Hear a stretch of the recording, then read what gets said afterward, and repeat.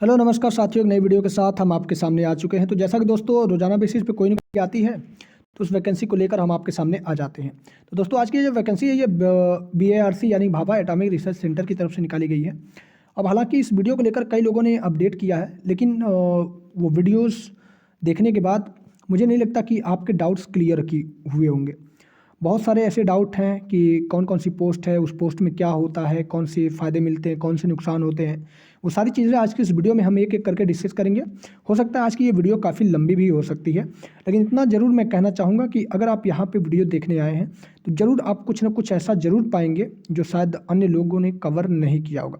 तो चलिए बिना देरी की वीडियो की शुरुआत करते हैं, लेकिन उससे पहले आपसे एक छोटी सी रिक्वेस्ट है कि आप चैनल पर पहली बार विजिट किए हो तो कृपया चैनल को सब्सक्राइब कर लो, बेल आइकन को प्रेस कर दो और वीडियोज़ को लाइक कर दो। तो चलिए हम जल्दी जल्दी जो इंपॉर्टेंट चीज़ है उसके बारे में बात करते हैं। देखिए ये BARC की तरफ से आपकी वैकेंसी आई है। तो BARC की तरफ से जो आपके कोर्स ऑफर किए जाते हैं वो दो तरह के कोर्स होते हैं।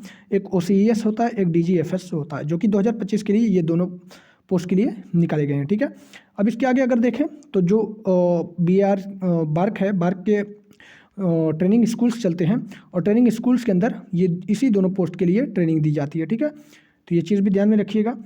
और इसके अलावा अगर बात करें कि आखिर कौन कौन सी पोस्ट है, तो देखो यार वो पोस्ट है, अगर आप पूरा नाम जानना चाहें तो ये पूरा नाम आपको यहाँ पे देखने को मिल जाएगा, जो कि हमें नहीं लगता कि आपको नाम से फ़र्क पड़ना चाहिए, क्योंकि हमें सिलेक्शन से मतलब है। ठीक है, तो जो पहला कोर्स होता है जो पहला कोर्स होता है वो पहला कोर्स ये है OCES। अब OCES के अंदर क्या होता है कि जैसे फॉर्म निकला, फॉर्म भर रहे हैं आप, तो अगर आप इस पोस्ट के लिए अप्लाई कर दिए तो अप्लाई करने के बाद बार की तरफ से एक एग्ज़ाम कंडक्ट कराया जाएगा। एग्ज़ाम अगर आप क्वालिफाई करते हैं, शॉर्टलिस्ट होते हैं इंटरव्यू के लिए, फिर आपका इंटरव्यू होगा और इंटरव्यू में भी आप अच्छा परफॉर्म करते हैं तो फाइनली आपका सिलेक्शन हो जाएगा और आपको ऑफर लेटर दे दिया जाएगा और बोला जाएगा कि हाँ आप आइए यहाँ पे हमारे यहाँ ज्वाइन कीजिए और आराम से नौकरी कीजिए। अब अगर इसके स्कूल के बारे में बात करें तो बार्क का जो स्कूल है वो एक मुंबई में होता है, एक हैदराबाद में होता है, जो कि यहाँ पे मेंशन कर दिया गया। ठीक है, इसके अलावा अगर देखें और कोई इंपॉर्टेंट पैरामीटर बचता है तो उसके बारे में भी हम बात करेंगे, लेकिन इस चीज़ को मैं जल्दी जल्दी कवर करने की कोशिश करूँगा। जो दूसरा कोर्स होता है वो दूसरा कोर्स आपका DGFS का होता है, यानी DAE graduate fellowship scheme for engineering graduate. अब इसके अंदर क्या होता है, इसके अंदर होता है कि सिंपली सपोज कीजिए कि आपने जैसे गेट का एग्ज़ाम होता है, गेट का एग्ज़ाम आपने बहुत ही अच्छा फोड़ने के बाद आपकी अच्छी रैंक आ गई। आप चाहते हैं कि आप IIT दिल्ली से, IIT बॉम्बे से, IIT बेंगलोर से आप एमटेक करें। तो ऐसे में क्या होता है कि आप एमटेक तो वहाँ से करेंगे ही, लेकिन एमटेक करने के बाद जैसे IIT में एक प्री प्लेसमेंट ऑफर होता है, मतलब कि आप जब पढ़ाई कर रहे हैं उससे पहले ही कंपनी आपको हायर कर लेगी कि हाँ आप अपनी पढ़ाई कंप्लीट कर लीजिए, उसके बाद आप हमारे यहाँ जॉब करने चले आइएगा। तो सेम वही प्रोसीजर है बार की तरफ से कि जब आप एडमिशन लेंगे एमटेक में गेट के थ्रू या फिर जैसे भी, तो बार्क आपका पूरा खर्चा उठाने के लिए तैयार रहेगी। अब क्या क्या फ़ायदे होंगे उसके बारे में भी हम बात करेंगे, लेकिन ये जो DGFS की पोस्ट है वो सिंपली एमटेक वाले स्टूडेंट के लिए ही है। तो चलिए उसके बारे में भी देखते हैं। तो देखो यार, सबसे पहले अगर आपको अगर आप एमटेक करना चाहते हैं तो कहीं ना कहीं आपका बीटेक कंप्लीट होना चाहिए। ठीक है, अब जो एमटेक के दौरान आपकी फ़ीस उस होती है ना, देखो यहाँ पे इन्होंने मेंशन कर रखा है, जैसे एमटेक के दौरान जब आप एमटेक करेंगे तो उसकी जो फ़ीस होती है और भी डिग्री के लिए जितने भी मतलब जितने भी पैसे खर्च होते हैं वो सारा का सारा खर्चा बार्क ही उठाएगी इस पोस्ट के तहत। तो सबसे पहला फ़ायदा यहाँ पे होने वाला है। ठीक है, इसके आगे अगर देखें तो इसके आगे जो स्टाइपेंड है, तो देखो यार यहाँ पे स्टाइपेंड के बारे में जो पहली पोस्ट हमने डिस्कस की OCES, यानी कि जिसमें आप एग्ज़ाम देंगे, इंटरव्यू देंगे और आपका सिलेक्शन हो जाएगा, तो उसमें क्या होगा कि 74,000 पर मंथ आपकी सैलरी होने वाली है ट्रेनिंग के दौरान जब आप ट्रेनिंग में रहेंगे। और बाकी इसके अलावा आपको 30,000 रुपये एक ही बार आपको दिया जाएगा, जो कि बुक्स के लिए रहता है। ठीक है, लेकिन जो दूसरी पोस्ट है उस दूसरी पोस्ट में अगर आप देखें तो DGFS में जो 74,000 पर मंथ का आप तो स्टाइपेंड 2 साल के लिए आपको मिलेगा ही। इसके अलावा भी आपको 60,000, जैसे कि एमटेक में क्या होता है 2 साल का प्रोग्राम होता है, तो पहले साल आपको पढ़ाई करनी पड़ती है, जो दूसरा साल होता है दूसरे साल में आपको प्रोजेक्ट का काम करना पड़ता है। अब बस इस पोस्ट के अंतर्गत यही अंतर आएगा कि जैसे जब आपका दूसरा साल होगा तो आप प्रोजेक्ट को असाइन नहीं करेंगे, बल्कि बार्क जो संस्था है वो आपको एक प्रोजेक्ट देगी और बोलेगी इस पर काम करना है। अब उस प्रोजेक्ट में आपको जैसे खर्च भी आएगा, क्योंकि कुछ इक्विपमेंट्स आपको खरीदने तो पड़ेंगे ही। तो प्रोजेक्ट के सामान खरीदने के लिए जो भी आपका खर्चा आएगा 60,000 2 साल के लिए, तो वो फिर से बार्क आपको पे करेगी। और इसके अलावा भी अगर आपको कोई मशीनरी यूज़ करनी है, कोई इक्विपमेंट यूज़ करना है, कोई चीज़ खरीदना है, तो जो कि प्रोजेक्ट से रिगार्डिंग हो, ऐसा नहीं कि मतलब आप फालतू चीज़ें खरीदें, प्रोजेक्ट के रिगार्डिंग अगर कोई सामान आपको खरीदनी है तो उसके लिए 4 लाख तक का मतलब कि खर्च, आपको 4 लाख तक का फाइनेंशियल सपोर्ट आपको बार्क की तरफ से दिया जाएगा। तो दूसरा फ़ायदा यहाँ से होने वाला है। तीसरा फ़ायदा ये है कि जब आप की एमटेक कंप्लीट हो जाएंगी तो एमटेक कंप्लीट होने के बाद आपको ग्रुप ए की पोस्ट बार्क के अंदर ही मिल जाएगी। ठीक है, मतलब कि आपकी जो नौकरी है वो पूरी तरह से पक्की है। ठीक है, और यहाँ पे अगर पे स्केल की बात करें तो देखो यार, लेवल 10 की आपकी जॉब होने वाली है, तो 56,100 रुपये बेसिक पे आपका होगा। ठीक है, इसके अलावा अगर हम आगे देखें कोई ऐसी पॉइंट बचती है जो सिलेक्शन प्रोसेस कैसे होगा, तो देखो यार सिलेक्शन प्रोसेस सिंपली वही है कि आपका एक एग्ज़ाम होगा, जो कि जो पहला पोस्ट है, जैसे कि OCES का जो पोस्ट है उसमें क्या होगा, उसमें केवल दो ही प्रोसेस हैं। एक आपको बेसिक एग्ज़ाम होगा, बेसिक एग्ज़ाम होने के बाद जब आपको स्क्रीनिंग करी जाएगी तो इंटरव्यू के लिए शॉर्ट लिस्ट किया जाएगा। फिर इंटरव्यू जब आप क्रैक करेंगे तो इंटरव्यू क्रैक करने के बाद आपको सिंपली पोस्ट दे दी जाएगी। लेकिन जो दूसरा DGFS 2025 का प्रोग्राम है, तो इसके अंदर अगर देखें तो इसके अंदर आपका सबसे पहले शॉर्ट लिस्टिंग होगी, इंटरव्यू होगा, फिर आपको एमटेक कराया जाएगा। एमटेक कराने के बाद आपको जब एमटेक कंप्लीट होगा तब जाकर आपको ज्वाइनिंग मिलेगी। मतलब इसमें समय लगेगा, लेकिन इसमें फ़ायदे बहुत ज़्यादा हैं। मैं बताऊंगा कि आपको अगर आप अप्लाई कर रहे हैं तो आपको कौन से पोस्ट अप्लाई करना चाहिए, क्योंकि उसमें फ़ायदे और नुकसान दोनों हो सकते हैं। ठीक है, अब देखो यहाँ पे अगर एग्ज़ाम की बात करें तो एग्ज़ाम कब होगा इस पोस्ट के लिए, तो मार्च 2025 में इन्होंने बताया कि मतलब तब तक एग्ज़ाम हो जाएगा। ठीक है, अब गेट के बेसिस पे भी ये मतलब एप्लीकेशन लेने वाले हैं, जिसमें अगर आपके पास 2023 का गेट का स्कोर कार्ड है या 24 का है या फिर 25 का है, तो अब कुछ लोग परेशान हो जाएंगे कि भाई अभी तो गेट 2025 का एग्ज़ाम हुआ नहीं है, तो उसका स्कोर कार्ड कैसे। तो देखो यार, ऐसा है कि जब आप फॉर्म अप्लाई करेंगे तो अप्लाई करते वक्त वहाँ पे ऑप्शन दिया होगा कि आप गेट 2025 में अपीयर होने वाले हैं कि नहीं होने वाले हैं, तो वहाँ पे आपको क्लिक कर देना होगा। और जब आपका गेट का रिजल्ट आ जाएगा, रिजल्ट आने के बाद स्कोर कार्ड आ जाएगा, तो फिर गेट की तरफ से आपके ईमेल पर बार्क की तरफ से आपके ईमेल पर एक लिंक भेज दिया जाएगा और बोला जाएगा कि आप अपना गेट 2025 का स्कोर कार्ड अपडेट कर दें। ठीक है, तो इसमें टेंशन लेने वाली कोई बात नहीं है, वो सारी चीज़ें हो जाती हैं।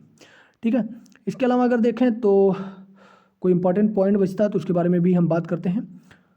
और इसके अलावा अगर हम आगे बढ़ें तो मुझे लगता है कि और कोई वैसे इंपॉर्टेंट पॉइंट तो अभी नहीं है। अब देखिए सिलेक्शन इंटरव्यूज़, तो यार बार्क की बात है तो बार्क का जो इंटरव्यू का पीरियड है, जैसा कि आप जानते होंगे, बार्क के अंदर आप कितना भी तगड़ा एग्ज़ाम क्यों ना फोड़ दें, लेकिन अगर आपने इंटरव्यू में अच्छा परफॉर्म नहीं किया तो बार्क के अंदर तो सिलेक्शन भूल ही जाइए। क्योंकि बार्क के अंदर जितने भी सिलेक्शन होते हैं वो केवल इंटरव्यू के बेसिस पे होते हैं। इंटरव्यू में जितना अच्छा परफॉर्म करेंगे आपका सिलेक्शन भी उतना ही अच्छा होने वाला।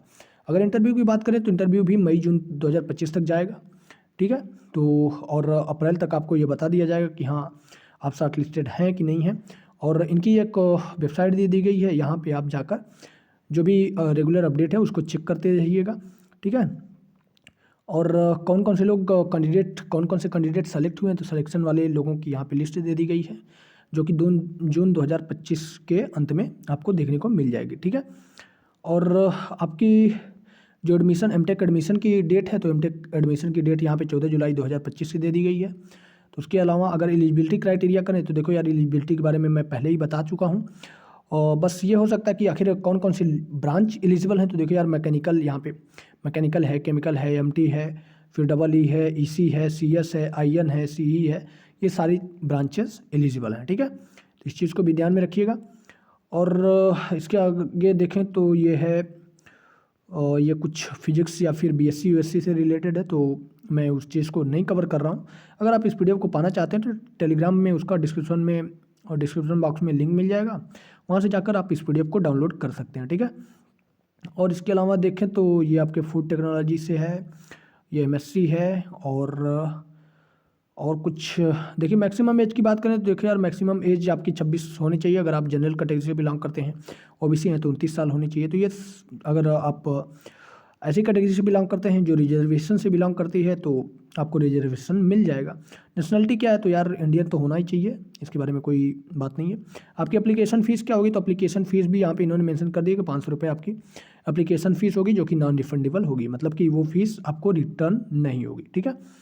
और इसके अलावा अगर बात करें तो जो जो इम्पोर्टेंट पॉइंट है उसके बारे में भी देख लेते हैं। आपको अप्लाई कैसे करना है, तो अप्लाई करने का प्रोसीजर जैसे आमतौर पे अन्य फॉर्म होते हैं उसी तरह आपके भी फॉर्म होंगे।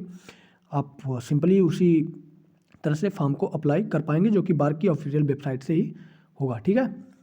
और देखते हैं, तो देखिए यहाँ पे जब आप फॉर्म अप्लाई करेंगे तो फॉर्म अप्लाई करने के लिए आपकी जो लिंक है वो लिंक यहाँ पे इन्होंने दे दिया है, ये लिंक है आपकी, ठीक है। अब इसमें कौन कौन से स्टेज होंगे, तो देखो सबसे पहले प्राइमरी स्टेज होगा, फिर उसके बाद वेरिफिकेशन वाला स्टेज होगा, फिर लॉगिन वाला होगा, फिर आपका होम पेज होगा, फिर बेसिक या पर्सनल इन्फॉर्मेशन होगा, फिर एकेडमिक होगी, फिर स्क्रीनिंग होगी, फिर डॉक्यूमेंट अपलोड करने के लिए बोलेगा, फिर प्रीव्यू का ऑप्शन आएगा, फिर एडिट का आएगा, फिर फाइनल सबमिशन आएगा और फिर पेमेंट स्टेज आएगा और उसके बाद आपका जो ये एप्लीकेशन है वो एप्लीकेशन कंप्लीट हो जाएगा, ठीक है। प्रोसेस एंड इंस्ट्रक्शन क्या है, तो इसमें देखो यार कुछ स्टेप्स दे दिए गए हैं, तो ये स्टेप्स आप अपने हिसाब से देख सकते हैं। अब अगर इन सारी चीज़ें को मैं कवर करूँगा तो यार वीडियोस तो बहुत लंबी हो जाएगी, जो कि नहीं होना चाहिए, क्योंकि मुझे भी लगता है कि आप कहीं ना कहीं बोर हो रहे होंगे। अब गेट उट के बारे में बात करें तो यार गेट का स्कोर कार्ड आप जानते ही होंगे। हालांकि ये बार की जो वैकेंसी निकाली है गई है, इस वैकेंसी के रिगार्डिंग मैं इसकी कट ऑफ क्या जाती है रिटर्न की, उसके बारे में भी मैं जल्दी एक अच्छा सेशन लेने वाला हूँ। तो अगर आप चैनल को सब्सक्राइब नहीं किए हैं तो यार सब्सक्राइब कर लेना, ताकि जब मैं अगली वीडियोस इससे की कट ऑफ को लेकर आऊँ तो उसका नोटिफिकेशन आपको सबसे पहले मिल जाए, ठीक है। तो इसके अलावा अगर देखें तो ये आपके कुछ कोर्सेस हैं, जैसे कि कौन कौन से कोर्स में गेट पेपर आप लिख सकते हैं, तो ये गेट के बारे में दिया गया है। तो अगर आप गेट का भरे हैं तो कोई बात नहीं, आप सिंपली एलिजिबल हो सकते हैं, ठीक है। और इसके अलावा देखते हैं कोई इंपॉर्टेंट पॉइंट ऐसा बच जाता है जो शायद छूट गई हो। अब ऑनलाइन एग्ज़ाम की बात करें तो देखो यार ऑनलाइन एग्ज़ाम में आपको यहाँ पे कुछ दे दिया गया कि 120 मिनट का आपका ये एग्ज़ाम होगा। यहाँ पे जैसा कि मेंशन किया गया है 100 क्वेश्चंस होंगे, नेगेटिव मार्किंग आपकी 1 नंबर की होगी और हर एक क्वेश्चन आपका 3 नंबर का होने वाला है, मतलब कि टोटल 300 मार्क्स के आपके क्वेश्चन होने वाले हैं, जो कि यहाँ पे भी इन्होंने मेंशन कर रखा है कि हर एक क्वेश्चन अगर आप सही करते हैं तो 3 नंबर मिलेंगे और 1/3 की आपकी नेगेटिव मार्किंग होगी, ठीक है।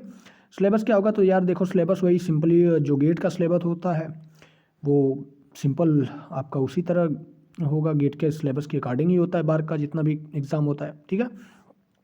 अब ये जो है ट्रेनिंग स्कूल कहाँ कहाँ पे है, तो देखो इसके 2 ही ट्रेनिंग स्कूल हैं, एक बार्क मुंबई में है और एक AMD हैदराबाद में है, ठीक है। तो इसके बारे में तो हम पहले ही बता चुके थे। और यहाँ पे अगर देखें कि जो इनके ऑफ़र होते हैं, जो मैं कह रहा था कि IIT से अगर आप एमटेक करना चाहते हैं तो IIT की एमटेक के ये यहाँ पे आप देख सकते हैं, admission discipline MTech specialization and DGFS institute. अब यहाँ पे इंस्टीट्यूट के बारे में अगर बात करें तो देखो यार सबसे पहले नंबर पे आपको IIT बॉम्बे दिख जाएगा, यहाँ पे IIT Bombay, IIT Mumbai, IIT Bombay, ठीक है। तो ये जितने भी हैं ये सब उस कोर्स को ऑफ़र करते हैं और इस कोर्स को जब आप करने जाएंगे वहाँ पे तो आपका जितना भी खर्चा होगा वो सारा का सारा खर्चा IIT बॉम्बे बार्क उठाने वाली है। अब देखो यार इंपॉर्टेंट डेट के बारे में बात करें तो आपका जो इम्पोर्टेंट डेट है वो 1 जनवरी सन 2025 से आपका ये एडवर्टाइजमेंट जो है वो निकल गया था। फिर ऑनलाइन अप्लीकेशन 2 जनवरी से स्टार्ट होगा। लास्ट डेट आपकी 26 जनवरी ही रखी गई है, ये चीज़ ध्यान में रखिएगा, ठीक है। और करेक्शन विंडो आपकी 7 फरवरी से लेकर 14 फरवरी के बीच में खुलेगी, तो इसके बारे में भी देख लीजिएगा। और आपका जो ऑनलाइन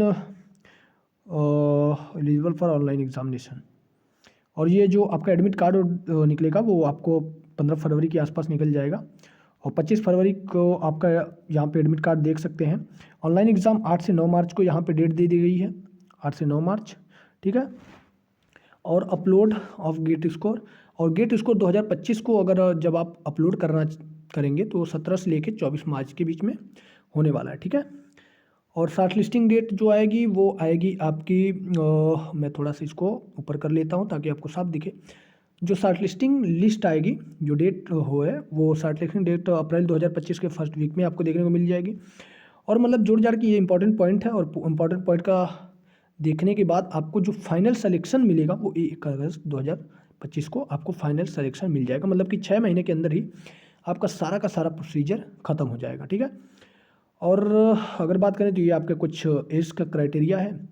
इस एज को आप देख ही सकते हैं कि क्या क्या चीज़ें हैं, एज हैं, कैसे हैं, क्या है, तो उसके बारे में भी आप देख लीजिएगा। और लिस्ट ऑफ सीबीटी एग्ज़ाम की, मतलब कौन कौन सी सिटी है जहाँ पे एग्ज़ाम कंडक्ट कराया जाएगा। ठीक है, तो इसके बारे में ये आपकी तमाम तरह की सिटीज़ हैं। अब जो भी है एग्ज़ाम का सेंटर आप उसको देख सकते हैं। तो दोस्तों उम्मीद है हमने जितने भी इस पीडीएफ में मेन पॉइंट दिए गए थे वो सारे के सारे पॉइंट्स हमने कवर कर दिए।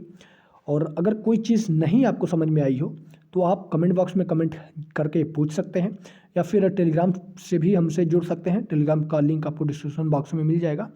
तो उम्मीद करते हैं दोस्तों आज की ये वीडियो आपको पसंद आई होगी। वीडियो पसंद आई हो तो वीडियो को लाइक और चैनल को सब्सक्राइब जरूर कीजिएगा, ताकि जब भी हम कोई नया नोटिफिकेशन लेकर आएँ तो उसका नोटिफिकेशन आपको सबसे पहले मिल जाए। मिलते हैं दोस्तों एक नई वीडियो के साथ, तब तक के लिए दीजिए इजाज़त। धन्यवाद।